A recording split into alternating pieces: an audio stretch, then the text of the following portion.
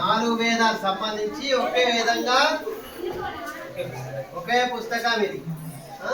ఇవి 4 వేదాలు.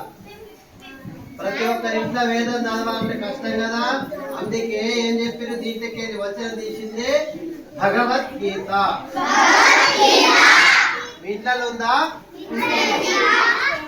TV ఎందరిలో చేయలేవటండి, TV ఉన్నోళ్ళు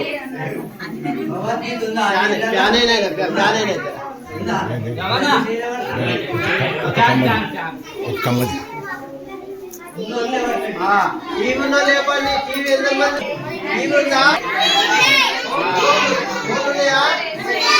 మరి భగవద్గీత ఎందుకులేదండి అయ్యని అడగండి.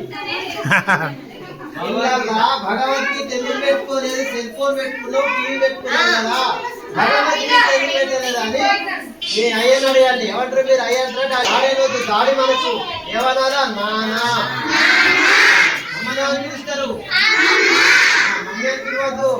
మమ్మీ అయితే ఏమంటారు ఇంగ్లీష్ లా? మమ్మీ అంటే ఇంగ్లీష్ ఏమంటారు? దయ్యం. దయ్యం కాదుగా మనకు మమ్మీ, అందుకే అమ్మాను పిలవాలి. వెళ్తే జ్యోతమ్మ వెళ్తే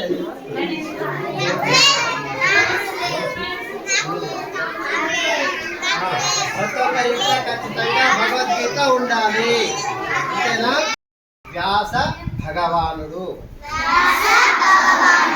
వ్యాసుడు కోరు చెప్పిరు, భగవంతుడు చెప్పిండు, విష్ణువుడు. అది గురు పౌర్ణమి.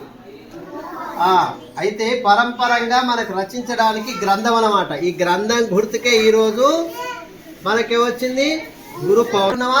వెలుతురులో ఉన్నావా? మరి పడుకుంటే ఎప్పుడైతే చీకటి అవుతుందా, వెలుతురు వస్తుందా? అట్లాంటి చీకటి తొలగించడానికి ఈ గీత ఇదన్నమాట. ఈ చీకటిని తొలగించేది ఇప్పుడు ప్రస్తుతం ఇది. ఇది దీని ఇప్పుడు భగవద్గీత మనకు చీకటి తొలగిస్తుంది అన్నమాట. ఇండ్లలో ఉండాలి, దీపం పెడితే, ఇంట్లో దీపం పెడితే చీకటి ఉంటుందా, వెలుతురు ఉంటుందా? దీపం లేకుంటే అట్లాగే లైట్ లేకుంటే చీకటి ఉంటట్టుగా ఇది కూడా ఇంట్లో లేకుంటే ఇల్లు కూడా చీకటి ఉంటుంది. ఇప్పుడు అన్నదమ్ములు కొట్లాడుకోవడం, నాయనమ్మ తిట్టుకోవడం ఎప్పుడైతుంది? ఇది లేకుంటే అవుతుంది. అందుకే ప్రతి ఒక్కరి ఇళ్ళల్లో ఇది ఉండాలి. అంతేనా? చెప్పండి, ఇంట్లో ఎవరింట్లో లేకుంటే వాళ్ళకు మీ డాడీ చెప్పండి. ఆ పాపం ఎప్పటిదాకా ఉంటుంది? మళ్ళీ ఎత్తా కదా, చచ్చిపోయినా కూడా మళ్ళీ రావాలి. పాపం గడిస్తే ఒకసారి పోతాం, కానీ పాపం గడిస్తే మళ్ళీ వస్తా ఉంటాం అనమాట. అందుకే ఎవరి పెళ్లి ఎవరు గుద్దుకోవద్దు, ఎవరిని కొట్టకూడదు, ఎప్పుడు వినయంగా మాట్లాడాలి. అంతేనా? ఒకరిని విమర్శన చేయకూడదు కదా. ఎవరు కలిసినా ఏమని చెప్పాలి? నమస్కారం చెప్పాలి. నమస్కారం దాని సంస్కారం ఉంటుంది కదా, నమస్కారం వచ్చేది. మీరంతా సంస్కారవంతులు కావాలి కదా, అందుకంతా నమస్కారం చేసుకోవాలి.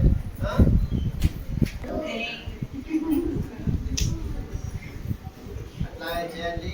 బాబు మీరు కూడా భగవంతుడు అనుగ్రహించాలని. మీరు తీసుకొచ్చిన వారికి ఇంత కాదు తీసుకొచ్చిన ఎవరు? వాళ్ళకి ఏం చెప్పాలి మనం? ధన్యవాదాలు, కృతజ్ఞతలు. సనాతన ధర్మో మాతాకి, సీతో మాతాకి, జై జవానికి, జై కిసానికి, మాతో పితోకి, సనాతన ధర్మో మాతాకి, ఓ మాతాకి. గోలు ఆవులున్నాయా మీ ఇంట్లో కదా? ఆవులున్నాయి అందరి ఇళ్ళలో? ప్రతి ఒక్కరి ఇళ్ళలో ఏముండాలి? ఆవులుంటే ఏమైతే మనకు?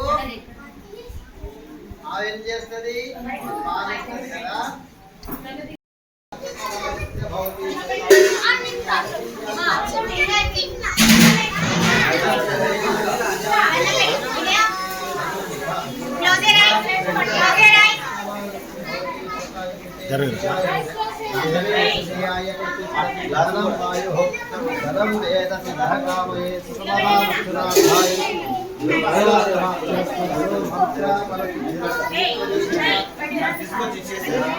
అక్కడికి స్టార్ట్ చేద్దాం.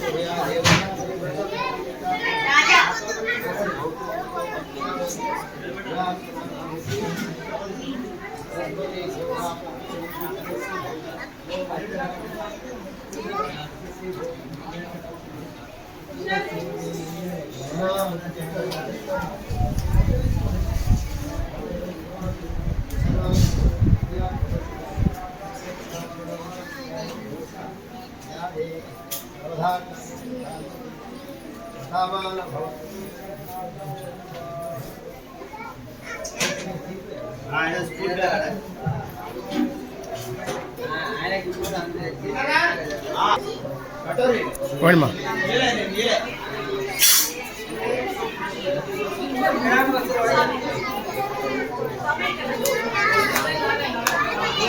చెయ్యి నీదే